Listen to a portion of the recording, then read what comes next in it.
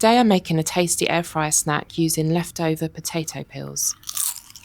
So if you're peeling potatoes for any other recipes like chips or roast potatoes, don't throw away the potato peels. You can use them to make this really lovely snack in the air fryer. So save them in a bowl, cover in cling film and leave them in the fridge until you're ready to use them. But if you want to cook them up straight away, you might need to pat them a little with some kitchen towel to dry off any moisture. But if they've been in the fridge for a bit, they'll dry out naturally. So while you're preparing the potato peels, which doesn't really take very long anyway, set the air fryer off at 200 degrees Celsius so that it can heat up a little bit first. Then simply drizzle them in a little oil. You really don't need to use much.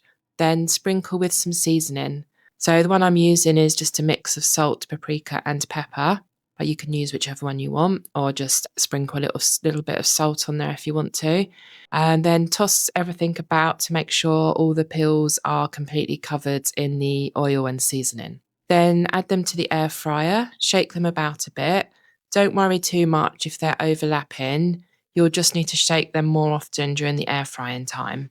Leave them to air fry for around 10 minutes, but give them a shake at least twice during this time so they can completely crisp up all over. Then when they're crispy enough for you, it's time to take them out of the air fryer, and I recommend eating them straight away. And that's it, a really quick and easy air fryer snack. I hope you found this video useful. Don't forget to like and subscribe to my channel so that you don't miss the next one. And let me know in the comments what your favourite air fryer recipes are. Thanks for watching, and I'll see you next time.